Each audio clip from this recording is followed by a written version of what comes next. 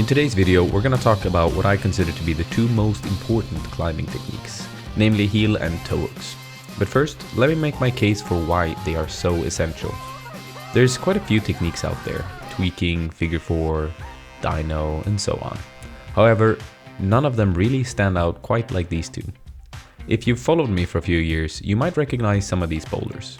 These are the majority of the harder climbs that I've attempted, and one thing you'll find in common with every single one is that on all of them I make use of either a heel or a toe hook.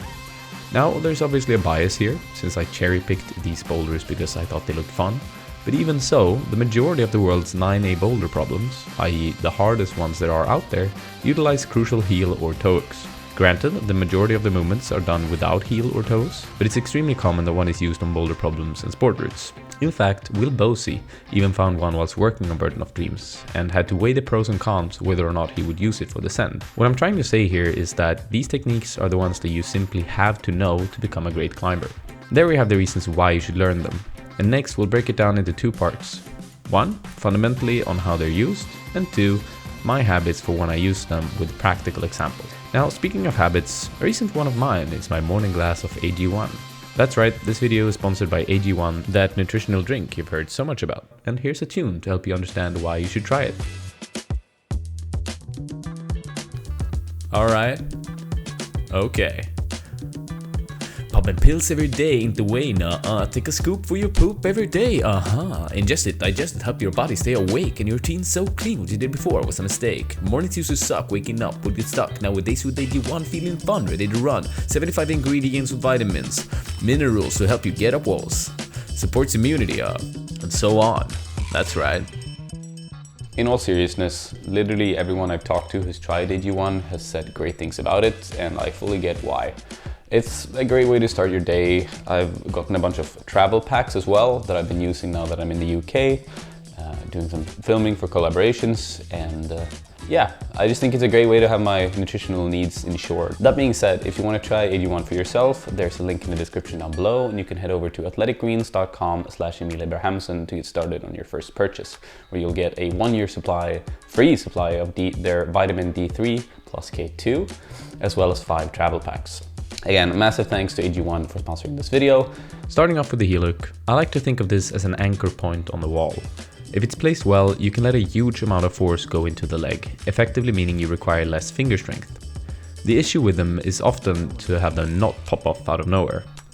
The heel hook is often placed around holds, where you can't really stand with your toes. This gives you a lot more reach and allows the hips to be close to the wall. It uses the entire leg all the way from your glutes down to your ankles, and kind of works like a corkscrew. To move around on it, you either screw your toes clock or counterwise, which requires a lot of active tension. You essentially pull the heel towards you to engage it more, and use the rotation of the foot to make sure it doesn't pop off. The toe hook on the other hand works differently. Once it's placed, it uses more passive tension, letting you relax more in the rest of your body, and extends your reach massively. A very important factor with toe hooks is to think of the angle at which your toe presses against the hold.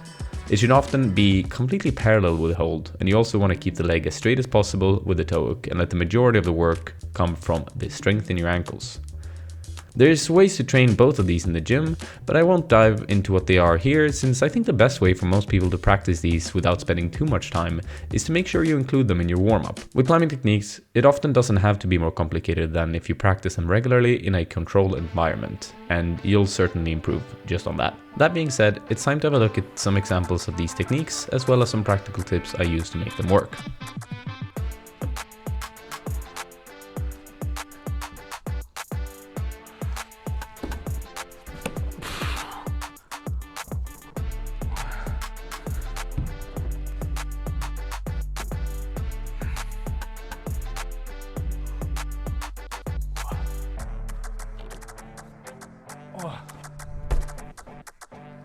Such funky movements.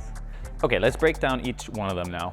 The first one is probably the most intense heel hook, where a lot of pressure is applied going like from the hips and creating like a very intense rotation on the heel. I need this kind of rotation because when I'm going towards the next hold, if I haven't planned where the heel is placed and how much it's going to rotate, it's going to slip off. Comes the first kind of readjustment, and that's when I flip to a toe. And as we mentioned earlier, a toe is often there to extend your reach when a heel hook is too tight, because the heel hook draws you, like it makes you shorter in a way. So when you're doing these kind of coordination jumps or just trying to be stretched out, a toe hook is often the better alternative if you can use it correctly. And again, as we talked about earlier, we work a lot with the angles. So I know that this one is like a deep in-cut type jug. And so I angle my toes towards that, which lets me just apply a lot of passive tension when I'm pulling them towards me as well.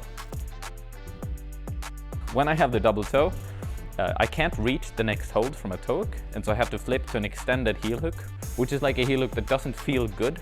It's not, I don't get any form, it's not an anchor point anymore, it's just there. But the thing is, it allows me to move my hips over on the right so much more that once I'm actually over on the right, it's suddenly an anchor point and I'm stuck there and can easily move to the next hold. That's the full breakdown of this boulder. We'll move over to a slab now and check out some more difficult moves rather than powerful heel hooks and toe hooks, and yeah, just see how different things can look there.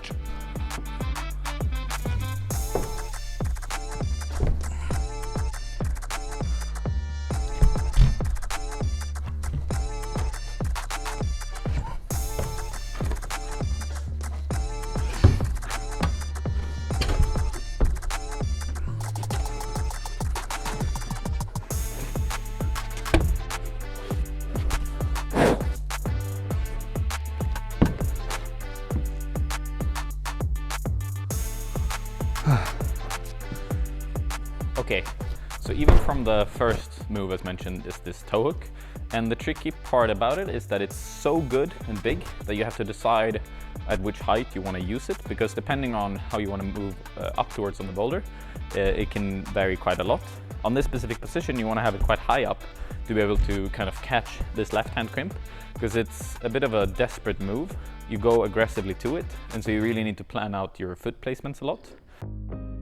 From that position, it gets kind of cool and messy, but I go to this Gaston, I move my weight around, and then I flip to this heel hook. And this heel hook is one of those that we talked about a little bit earlier.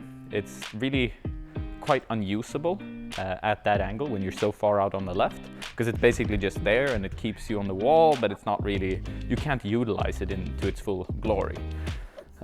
It's enough to move the left hand down, and when you move the left hand down, suddenly your weight shifts further to the right, and then you can move your weight even further out on the right, engage the heel, and suddenly the Gaston is very usable. And lastly comes this kind of tricky mantle heel hook. And these mantle heel hooks are, I think, probably the most valuable one for a lot of people to learn and trust, because if you're climbing outdoors, you do them all the time to climb to the top of boulders. And oftentimes we're more inclined to stand on our toes because we feel more secure if we haven't done so many heel hooks. Like, I mean, imagine how many times you've stood on a foothold compared to how many heel hooks you've stood on. And basically that's what I'm doing. I'm standing on my heel hook here. And the same goes when you're topping out boulders outdoors. It's very common that it's easier to put a heel high up and then mantle, but we don't trust it enough, so we put our toes. And one more thing is that when I engage it in the beginning, I place it quite far on the left, because that gives me so much more trust when I'm starting to roll over on it. So when I'm at the spinning point, when I might tip over, I'm still far out on the left, so I can trust it and make sure that it sticks. So yeah, that was the breakdown of this slab. We'll finish up on one more powerful climb. Okay, this next one starts from a toe and then has you switch your positioning to a heel. Like ideally, because I'm gonna go into this hold starting a match on this. Ideally I would start like this, but this is quite extended. So I'm gonna start with a toe hook to be able to engage the left heel more after the first move.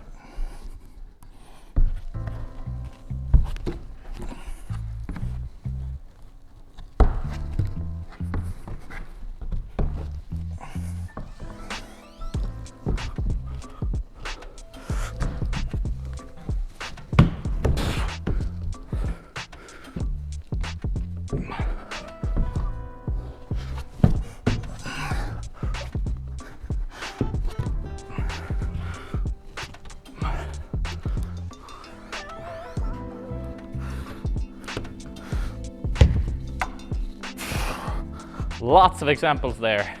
If I don't put the left heel in well, it slides out.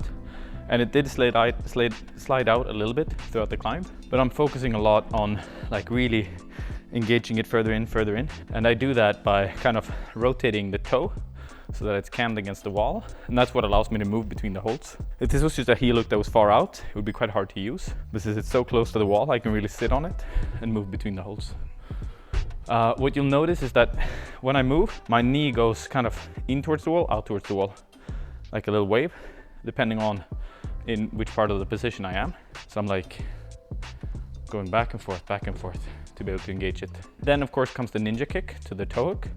This move is like one of those that you'll encounter quite a lot, both indoors and outdoors, where you have to dynamically toss a toe hook up somewhere. And what I focus on is just like trying to get it, as before, angled towards the hold in the same, like 90 degrees towards where the hold is, to get as much engagement on it as possible, so that I can like move my weight using the toe hook over on the volume to the right. Once I had that one, I'm in a much more stable position to move around the other limbs, and that's when I put the double toe hook up. And the double toe hook just allows me to readjust the toe to a heel, because just as before, we've moved further on the right, and now we suddenly have the possibility to engage a heel hook instead of a toe hook, which allows us to use the hips even more.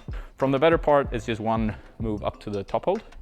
So yeah, that's the breakdown of all of these climbs. I hope you enjoyed this video and learned a thing or two about heel hooks or toe hooks. If you did, then please consider subscribing to see more of this type of content.